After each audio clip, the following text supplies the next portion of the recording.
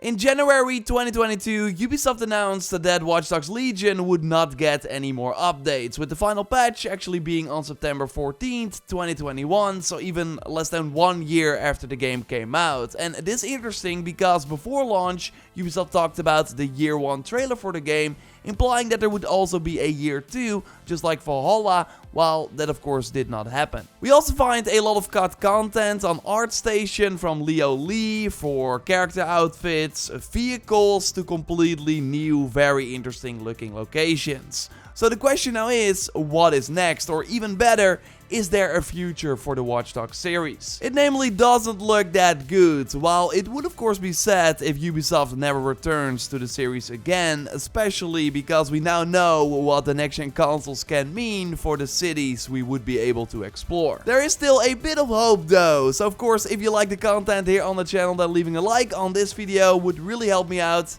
And let's go. Watch Dogs 1 and 2 both managed to sell 10 million units during the PS4 and Xbox One generation, Ubisoft announced in May 2020, which is huge because Watch Dogs 1 of course did not live up to the very cool looking reveal trailer. It did set day 1 records though for Ubisoft when it came out, but after that it became clear that the visuals and some features Ubisoft promised were not in the final product. People were burned, and rightfully so, and I totally think this had an impact on the Watch Dogs 2 launch sales, which were nowhere near Watch Dogs 1, even though it improved on many aspects of the first game, and in my opinion was also better than the first title. Now again, luckily it did become a big success over time, so the series was doing well going into Watch Dogs Legion. I remember everyone being pretty optimistic about the reveal at E3 2019, the technology that lets you play as anyone you come across with their own voice, traits and characteristics. Sounded of course very ambitious for a AAA game. But yeah, we later found out that a lot of depth was missing, and I also think the trailers that were basically all the same, showcasing just a ton of characters fighting either Albion or Clan Kelly soldiers,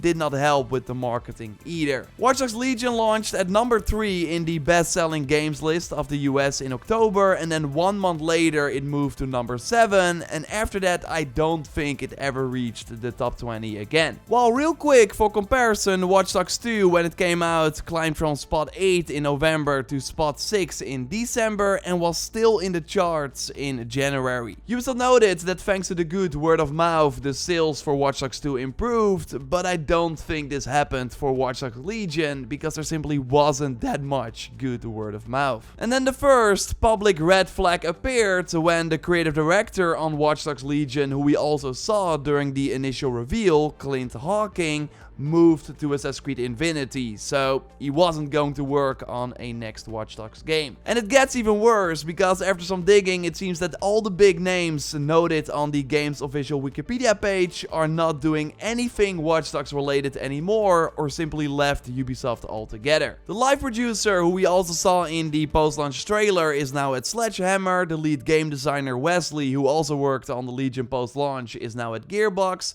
Joshua Cook, who worked on both Watch Dogs 2 and Legion, is now at the Coalition, so a Microsoft game studio. And the technical director is now working at Eidos Montreal. Some people who still are at Ubisoft Toronto moved to the Splinter Cell remake, which seems to be the big new project of the studio, who also led Far Cry 6 next to Legion. But we also see lead programmer Matt working on the free-to-play game X Defiant. In short, most people are simply not at Ubisoft anymore. We also got an art director who even worked on the Bloodline DLC, who is now working at Tencent. And yeah, the Bloodline DLC sadly did not do a lot for the Legion sales. While I think it's really one of the best things Ubisoft put out in the last 5 years, totally play it if you haven't already and loved Watch Dogs at any point in time. It's really worth it. Maybe Ubisoft already lost hope for the series by this point, because it's still really weird that they did not at least make this stand alone or put more marketing push behind it, because all the Bloodline content with the return of Aiden and Wrench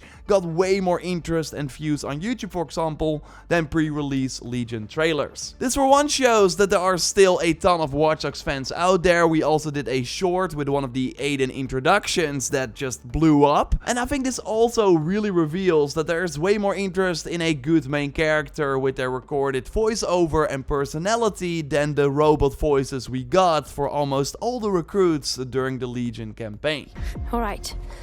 Bagley will check out your intel stuff.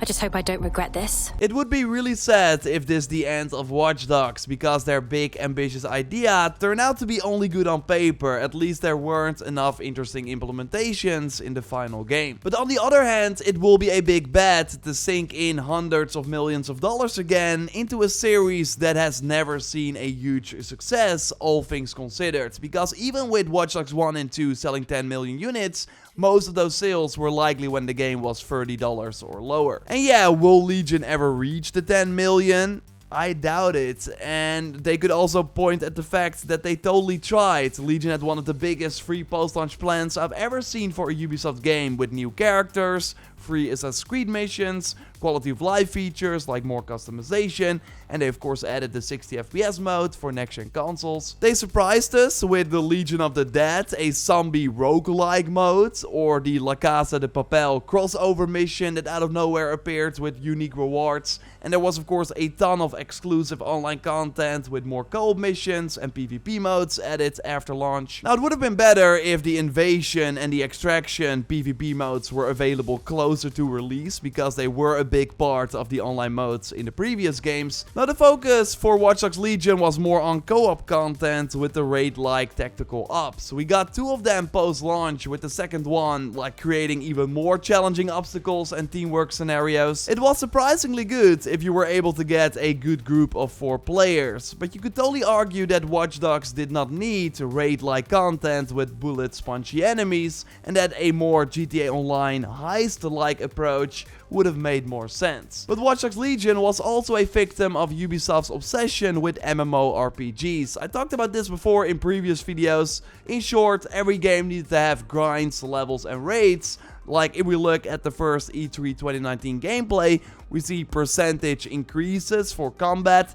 instead of the more unique perks the characters have now. When recruiting a character, you had to choose a class and then would unlock new perks by leveling these characters up. Enemies also had levels next to their names, so you needed to grind first in order to take them out. But after Ghost Recon Breakpoint flopped big time because of similar RPG elements that, surprise, did not work in a game like that, they of course delayed Watch Dogs Legion and removed all those systems, while I would imagine that the tactical up style raids were likely already far in production by that point, so they decided to release them anyways. The sad part is that even though Breakpoint flopped way harder than Legion, especially in terms of reviews and quality, we already have rumors that Ubisoft is working on the next game that will likely be able to implement a lot of the feedback they got from Breakpoint. Will we as Watch Dogs fans get the same treatment, that we get a good interesting main character and side cast again, that they really expand on the hacking gameplay this time, as it was mostly the same in all 3 games? Would be amazing if they could just focus on what made Watch Dogs great in the first place and expand on that instead of trying to do something completely different. And Bloodline was basically what I described, and it showed that Ubisoft still has it. I'm not sure if you played that Matrix Unreal Engine 5 demo. Like, imagine a Watch Dogs next gen only game looking like this. That would be wild. And we have a bit of hope, because we got Danny Belanger at Ubisoft Montreal, who was a game director on every Watch Dogs game, which is pretty uncommon for Ubisoft, as they have of course multiple teams working on their big franchises all the time. He's now a game director on an unannounced project since January 2021, so right after Legion came out.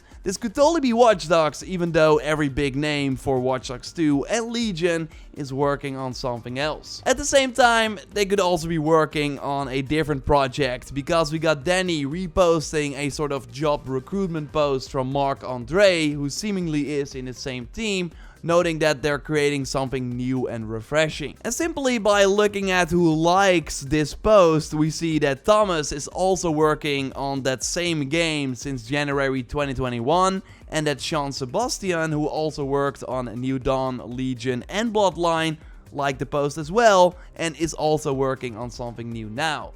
So this could be anything. I mean, they worked on Watch Dogs before, so maybe they're coming together for the next game. But we also know that Ubisoft Montreal is really experimenting with a ton of new free-to-play initiatives, like the Battle Royale Pathfinder that got leaked. maybe it's that. I just hope that we see more of the series than just the books that they are continuously releasing right now. When we know more, I will of course let you know here. So totally subscribe for everything Watch Dogs and news and updates on other Ubisoft games. A like on the video would really help me out. And check out my previous video on my theory on why we will get a Voss game as the Far Cry 6.5 title. You can watch that by clicking on the screen. For now though, I will speak to you soon. Goodbye.